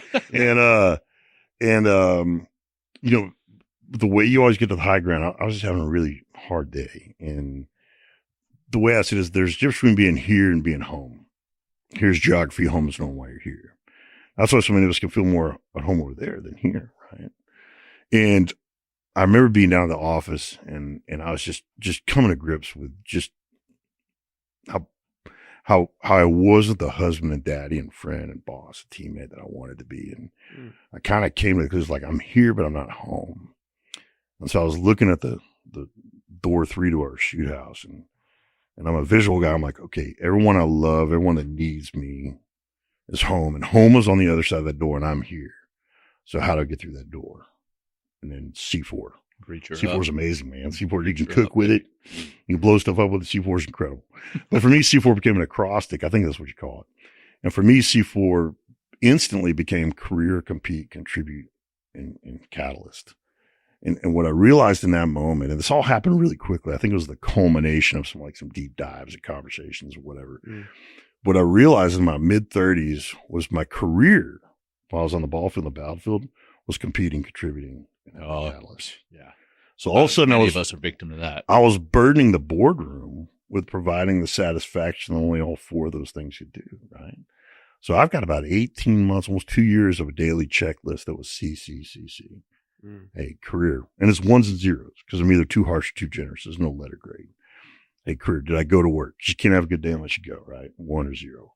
Hey, did I compete in something or did I train to compete in something? 1 0. Did I help someone that can't help me? I think there's a hole in our soul that can only be filled by service to others. That's contribution. And that I get better. I've got, I don't know how many 4 check days I had, but I had a lot of 2s and a lot of 3s. And our feelings are real, but they respect facts. And what that C4 became, it became my instrument panel when I was in that fog bank. And I was like, where I could orient and understand. I was like, okay, I went to work, I trained, I helped somebody, and I got better. And all of a sudden I could feel my brain going, okay, you're not lost. You might be wrong, but you're not lost. And that's my biggest thing is like, don't be lost. Don't be lost. And sometimes you're not even wrong. You're just early, but don't be lost. And so for me, those maps have always, that C4, that's kind of a thing that's, come all the way home. And everybody, that's not unique to the veteran experience. It's like all of us wonder who we are sometimes. Oh yeah. And my deal is like, there's some, I think, like I said, feelings are real, but they respect facts. And what I realized I was doing is I was, the amygdala, the monkey brain is just going to take over. Like if it thinks it's not going to be like anytime. And all of a sudden I would see that career, compete, contribute, catalyst, and monkey brain, I'm like, all right, cool. Yeah. We're not lost. Because all monkey brain really cares about is whether you're lost or not, because lost equals dead. And if it knows you're not lost, then it'll let you live a little bit. And so finding just a 4 instrument panel to let me know I wasn't lost, that's when I started coming all the way home and trying to help other guys have their version of that as quickly as they can. Like and that's why I say, and it would help me. Like I would pull up in front of the house and I'd look at my CCC, like, okay, went to work, trained, helped someone, didn't get better, didn't, and when I'm talking about the physiology of getting better, like learning a new skill, playing the banjo, right and left-handed. There's stuff that happens in our brain when we're trying to learn a new thing. Right? Yeah. And so that's not the moral get better. It's like literally gain a new skill, right with your left hand, all those other things, right? There's some physiology that comes with doing something like that. And I would pull up and I remember very vividly at a really hard day at work. And I pulled up in front of the house, and this was when I was really trying to beat drinking. Because I struggled with drinking for a long time, which is kind of shocking to a lot of people because I never drank when first beer I ever had was I was 29, right? Wow. I just never, because I didn't have the margin. Like I couldn't, one, I wanted to be a good role model, but two, I was like, I don't have the margin to drink and still perform at a high level, right? So it was practical as much as it was, want to be a good role model, right? But for me, and then all of a sudden had evidence, like I could see a trend, and I was like, oh, hey, that's 8 days in a row that I've gone to work, worked out. And so there's something about facts, and facts can be relative as long as they matter to us, right? Right. And so for me, it all comes down to like, just don't be lost, man. Don't be lost. Be wrong. And a lot of times if you're wrong, you're not even wrong just early, but don't be lost. Yeah. That's what I feel about my faith. I tell people like, man, if you want to go from lost to being wrong, you pick up that Bible, like it's a map written for you by a creator that wants you home again. Right. That's all it is. And it'll keep bringing you back home. It's a love letter that'll lead you back home. And it's written to you by an all-knowing creator that loves you. And he just wants you to come back home, right? And I said, I tell men, like, this is my faith. Like, man, I'm not telling you what to do. I'm just telling you what helped me is like, you pick up that Bible and you read it like it's a letter leading you back home, and you can go from lost to being wrong like that. Right. And the fastest way to go from lost to being wrong, in addition to that, is you surround yourself with guys who know what it's like to be you. They can tell you, like, hey, man, you're not lost. And you got to believe them. Like, so if John says, man, I feel lost, John's like, you're not lost. Then I'm in a decision where I go, okay, he's a liar or he's right. Which one's more probable? Well, I know he's not a liar, so he must be right. So I'm not lost. Now, maybe I'm wrong. That's a second conversation. But that's why we're supposed to run with each other. Hey, man, I feel lost. Hey, you're not. You're on the phone with me. And the fact that you're on the phone with anybody means you're not lost. Or I'm lost too, and I'm not lost. Yeah. I mean, if it's land nav, I might be. I might be lost. Like, officers are famous for being lost. Like, John and I just been lost together. Had to find some E4 come and save us. Like, they found a golf course again. Steve Osborne. Whatever, right? And, Steve Osborne was my point, man. That guy saved me more times. Dude, Wymie would be like, hey, sir, Wymie and Fro. I had two amazing point guys. Those dudes Wymie can make sir sound like the dirtiest word on the planet. Like, sir. Hey, sir. Like, you just call me an asshole? Like, no, I said sir. I'm like, you an asshole. Like, I know what that sir sounds like, And Fro is legendary. I don't know if you know Eric Fro. Eric, yeah, sure do. Dude, Fro and I did 2 platoons together. Like, any guy that names his kids after the Dukes of Hazzard characters is just gonna be a special dude. Fro's amazing, man. I mean, we lived with lions, man. And like, and learn from them. I've not always, I would say I've not always been right, but I've almost always been around the right people. Yeah. And well, that's because what because I've been around the right people, I've rarely been lost. I've been wrong a lot, that's how you find your way. That's it. I mean, that's it, man. And It's also on my LinkedIn says fortunate. I'm like, why do you say fortunate on your LinkedIn? I'm like, because I'm fortunate. Like, it's like, say it on your website. I do pull-ups. I mean, I don't think people appreciate that enough. Simple. Yeah. Like the being fortunate, like especially Buddy. lives are leading. Yeah. Like people ask me about background. I'm like, I'm kind of like Forrest Gump. You just kind of lean forward, try hard, take notes. Lieutenant Dan. Keep running. Like Jen A. And I kept running. And I kept running. And so Old school. Oh, we man. got like Yeah. 5-10 minutes. We got. Well, I mean, like so much of what we have here in our notes you covered in a random and non-sequential way. No, man, but it's kept this is awesome encrypted, very natural. This is an encrypted. This is encrypted. Yeah. Chinese Communist Party listens to this. We're gonna chop this They'll be up big time, incredibly dude. lost. Just the high ground, man. We're looking for the high ground. Yeah. Well, And the I mean, tell us, about carry the load and how that carry ties the into load. things. So carry the load is part of that C4. Yeah. Career, compete, contribute, have a catalyst. And for me, it was a form of contribution. You take care of the boys take care of you. And for me, carry the load. it kind of started for me after Red Wings. It was the Memorial Day of following Red Wings, and I was I was mad. I was livid for two reasons. One, I was mad because the nation wasn't doing Memorial Day the way I needed them to do Memorial Day, given all that we had lost. Mm-hmm. And then I was more mad at me because I hadn't done Memorial Day well until I started losing my friends too. Right. So I was mad at me more than I was mad at everyone else. Yeah. So again, real quick for our audience. Yeah.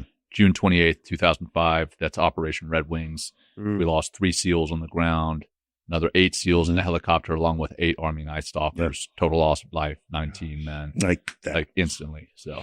Wow. Yeah, it was awful. And, and I always tell people, like, when you breathe that rare air, it's all you want to breathe again. And it's what you want to share with everybody, right? Like when you've had that tribal existence, right? And so I remember we were at a barbecue. And so if I use the word civilian, it's not derogatory, but it's not necessarily complimentary. It's kind of like a neutral thing. That's not calling me, not like, sir. But if I say citizen, a citizen is a positive. Like so if you're a civilian, you're just managing downside risk and generally being compliant, right? If you're a civilian, a citizen, you're doing more than that.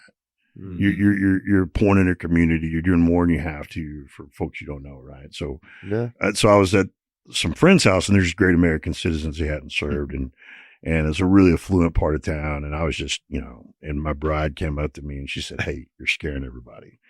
I'm like, "I'm not scaring everybody." And she showed me a picture, and I've got tattoos and beard, and I'm just leaning against the wall. I'm like, maybe, right.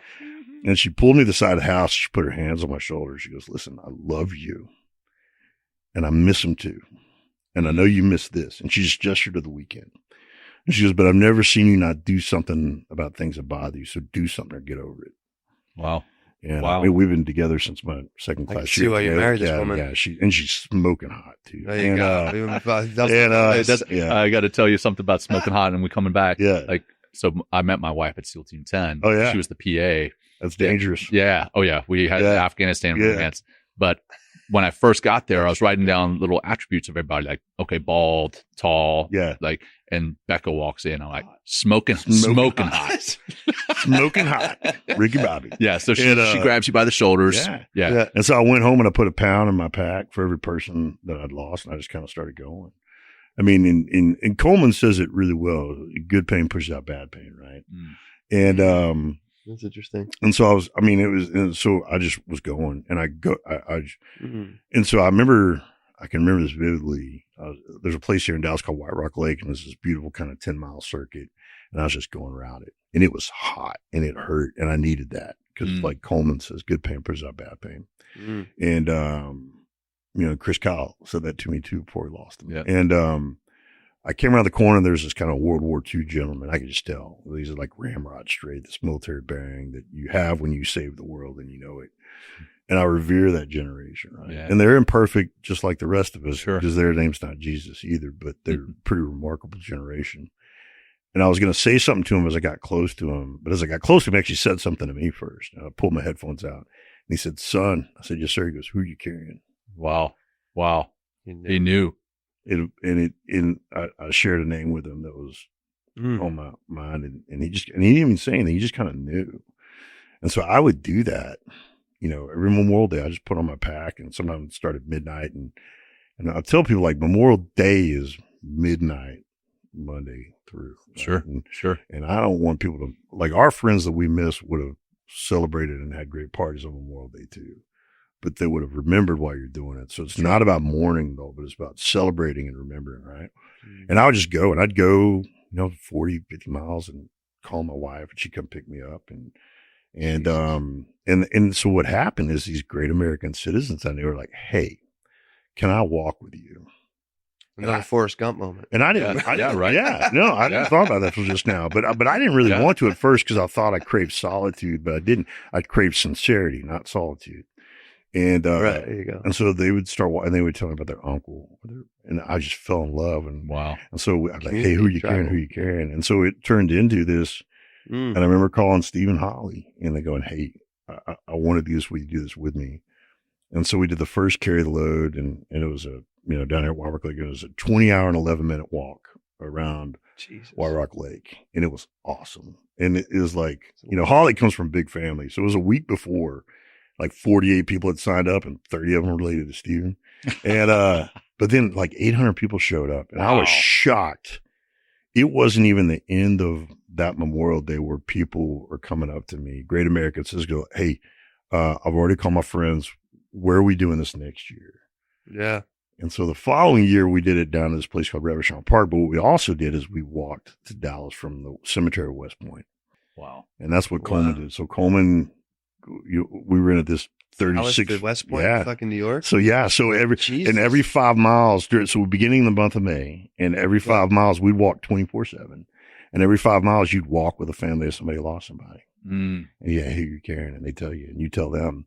And I would carry Megan Valentine on my shoulders, Tommy's daughter. Yeah, Tommy V. I'd carry Megan on my shoulders, and I'd walk with the sons, and then we did it. What was awesome as I watched these kids grew up. And you go back the 5th year in a row, and this kid's like, hey, you're back. I'm like, I told you, no one's going to forget your dad. We're not going to let my dad died when I was young. And to this day, if someone walks in the room and says, hey, I knew your dad, I just, I don't want anybody to ever forget him because I need help remembering him. Right. And you're young. And one of the things Steve and I said is like, I want our kids to not remember not doing Memorial Day well. My oldest is 22 and she doesn't remember Memorial Day without Carry the Load. And what's amazing now, like Steven, I retired from it because I'm an invasion guy. I'm not really an occupation guy. So once there's a bunch of spreadsheets, I'm like, like sometimes you need linebacker, sometimes you need quarterback. And, I felt like Steven he was a better leader for the season we were in. And then I needed to kind of square some things away. But it's kind of taken on a life on its own now. Like people, so it's incredible. And I think we've given them something like 42 million. Yeah, we looked it up this morning. And this is something you do every Memorial. Every Memorial. Well, why don't maybe like this is usually like I don't know if I could do like a fucking 3-week trek from Dallas to. Well, no one really does. Right, no one really does. When people, there's. Oh, okay. So you just have little 5 mile affiliates. Yeah. So it's 5 mile legs. Oh, got it. And I think when I did the national relay last, I think we walked with something like 30,000 over the course of May. There you go. Right. We had like 4 different relays going on, East Coast, West Coast. And then, in Dallas, I mean, on Sunday, we'll have 25,000 people on a 3-day weekend in Dallas. Amazing. They'll come in from the lake. Yeah. To walk for a little while. And my whole thing is like, it's all relative. Like my sister, I get choked up when I think about this. Like my sister, I have an older sister. Like that first year, I don't know, I probably did 40 something miles and stuff like that. And she did 6. And her 6 meant more than my 48. Because my thing is carry more than you have to further than you think you can for someone you miss or someone you wish you would have known and missed. Right. Wow. And I'll tell one story about Carry the Load is Megan. So Megan and her mom and her brother JT had come down to Dallas just to be a part of Carry the Load. And we carried Adam Brown this year. So we had Adam's portrait was on the bus and we drove the bus through Hot Springs and his daughter Savannah lives right by Katie Trail Ice House. And she sent me a picture on Monday morning. She'd started walking and she walked right into the storyboard that told the story of her dad. It was really incredible. Yeah. And, so I'm carrying Megan, I'm carrying my daughter. And then, I put Megan down and she hangs out with her mom. And so Maddie, my oldest, we're kind of walking on a trail and she's holding my hand and she kind of looks at me and she's the old soul. She's the one that was born while I was over and she's the one that endured most of my mistakes and was just the most aware of them, and, she's kind of like my protector. It's really inverse of what it should be. And so we're holding hands. She goes, Dad, are you sad? And I said, yeah, I'm sad. I said, but I could be sad because I miss my friends, or I could be sad because I never knew such men. I'll take this sad. Yeah. Like, you can choose your sad. You can't often choose whether or not to be sad, but you can choose which sad you're going to be. And so for me, and it was, it was interesting. The weekend before we lost Chris, I was at an event with Tay and Chris, and Chris and I were just texting. And and American Sniper. Yeah. And it was the best I'd seen him. It was the best I'd seen him in Tay. And I was in some ways the Keiko for that. And we talk about that, like, it's I'd rather be sad because I miss my friends than to have never known, someone like Groove, someone like, Louie and, all the guy, Chris, and, all the guy, Dan. I mean, like that's the price of admission, right? And that's the cool thing about authenticity, man, is when you grab those memories, only the gold kind of comes up with you. I mean, like the good stuff stays with you, and the stuff that you're afraid of tends to fall off to the side, right? And you fear rejection, so you share this thing that you think people are going to reject you, and only ones that you don't need to be around will. Like there's a culling that happens with authenticity. I think there's also remembrance that happens too, because you're remembering, like, that's like, one thing that we've talked about before, but like authenticity is the highest ranking emotion and experience 100%. Energetically above love, kindness, 100%. Anything. It ranks and I think the one that connects you. Yeah, it's a mortar. It's like kind of a, because all these, I mean, the palette of emotions is shared across all humanity. Right. The experiences may be different, but those experiences reverse engineer into a particular emotion that is not unique to any human. Right. Right. And so that palette of emotions we all draw and we all share that. Right. Right. And John, I'll tell you that we an oversimplification. I think there's three kinds of people in the world. There's good people doing good things, good people doing bad things, bad people doing bad things. And there are bad people doing bad things. There is absolute evil, and you deal with them on their terms, right? Like every mission's a capture kill, but the bad guy gets a vote. Hey, stop it. No. Okay. Right. But the vast majority of the world is either good people doing good things or good people doing bad things. And the ultimate application of American might is to change the circumstances to where good people doing bad things can start doing good things.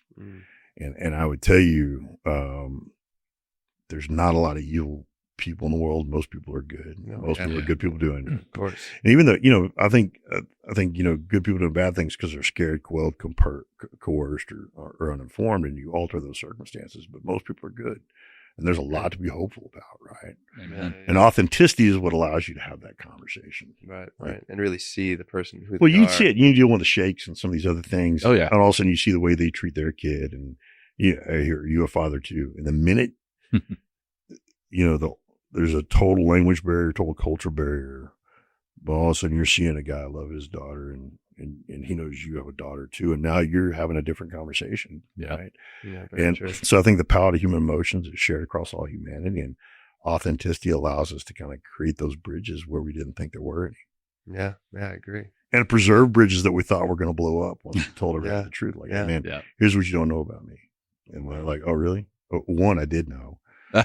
So now you're just being honest with me. Yeah. And or two, I struggle with that too. Right. It's liberating. Yeah.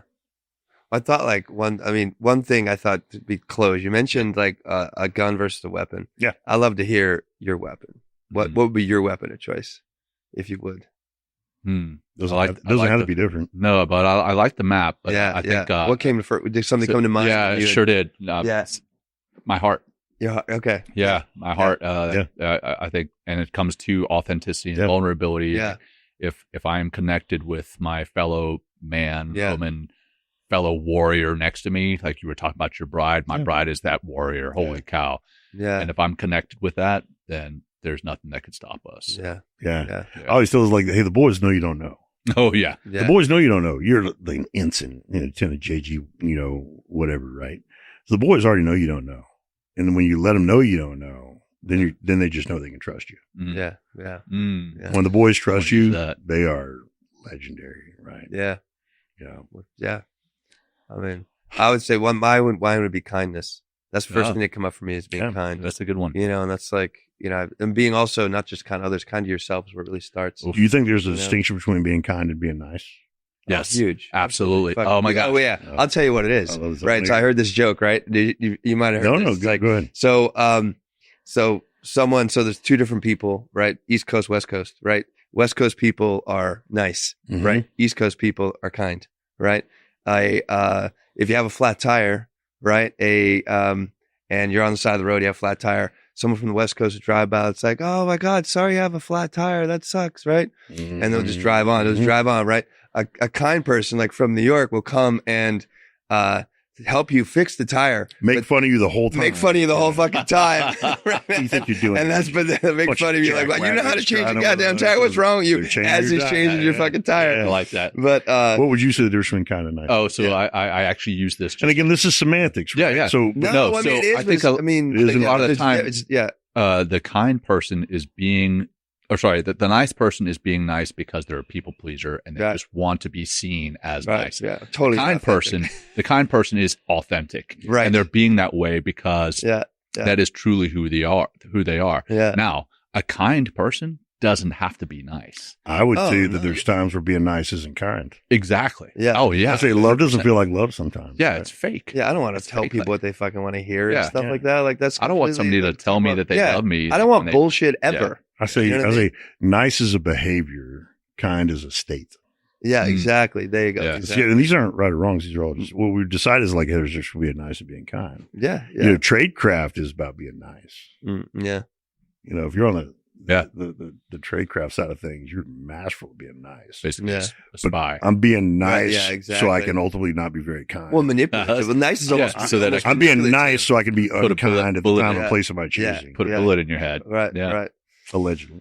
Well, this has been great, Clint. Thank you so much. Oh my gosh, so much. I feel like I was random. I feel like I was all over the place. No, we brought you back. It all boils down to authenticity. Get on the fucking map. Vulnerability. Get on a map. Yeah. Be authentic. Be vulnerable. Don't be lost. You know what I mean? Well, I tell you, don't be lost. Right. C4. And even when you're wrong, you might not be wrong. You might just be early. Yeah. The way to know the difference is to surround yourself with authentic people. Right. Exactly. Authentic people will tell you you're wrong, or they'll tell you early, and they'll always tell you if you're lost. And the minute you're in that conversation, you're not lost anymore. Right? Yeah. Lost is a choice. Last question, man, for those who are tuning in, watching, listening, what's the best way for them to get a hold of you? LinkedIn's the only social media I somewhat understand. I have an Instagram. My daughter's told me, like real Clint Bruce, and I got it. I can't remember the password right now. That's okay. So LinkedIn for sure. LinkedIn and then real Clint Bruce on Instagram and the Facebook. But I'm better on LinkedIn than I am the other two. But I'm getting better at Insta because my wife told me to. I fear no man, but virtually all women. Yeah. And my wife the most. Yeah. Like she tells me, I grumble about it, but I do. Yeah. Well, that was like my ring dance date. I mean, we've been together, June. It's amazing, man. She's her dad. There's so many stories. Her dad fell asleep and I was asking if I could marry her. Oh, dude, I got a story. We'll share after we hit stop on record, man. But he was a scout for the Cowboys. Yeah. And we went to lunch the next day and he's like, I'm not drafting. I'm like, I don't want to play for you. I want to marry your daughter. He's like, you can marry my daughter. I'm like, but I can marry her. He's like, I'm not gonna draft her. Like, if you draft me, I wouldn't play for you. But I can marry. He's like, yeah. And then it was the most awkward lunch I've ever had for about an hour. And I called Amy. She's like, how'd it go? I'm like, it was horrible. He said yes, but I've never felt worse about myself as a football player. He pulled out my draft report. He goes, you're the third worst linebacker in the draft. I was like, what? Like, there's a tight end at Stanford that's never played linebacker and he's better than you. I was like, all right. How do you know he never fucking played linebacker? Yeah. I should have said that, but I didn't. I was scared of him. It's like the number 4. Her dad looked like a mean Casey Kasem. He's Armenian. Oh my God. He's American top 40. He's terrifying. Well, this is great, man. I'm proud of you guys. I'm grateful for the effort. I'm grateful to have been included. Great to have you here. Great to be in Austin, good work, man. Austin's our guy right here. Austin, Full Productions in, where are we? Plano, Texas. Plano. Yeah, I'm afraid to say anything now about Texas or I get Don't be wrong. You'll be rebuked. You won't be assaulted. Okay, well, okay, good. I'll be forgiven. Hey, you're wrong. You're not lost. All right. Well, hey, for our audience, thanks for tuning in. Really appreciate you being here. Thanks for listening. If you got something out of this, which I know you did. I mean, so many gold nuggets there. Everywhere. Share it with your friends, family, whoever else you feel might need this. And thanks for tuning in. Leave us a review. Thank you, Clint. Yeah, man. Everybody. My pleasure. Thank you. Thank you. Hold fast, stay true. Thanks for listening to Tom. Thank you for joining us today. We hope you walk away with some new tools and insights to guide you on your life journey. New episodes are being published every week, so please join us again for some meaningful discussion. For more information, please check out mentalkingmindfulness.com.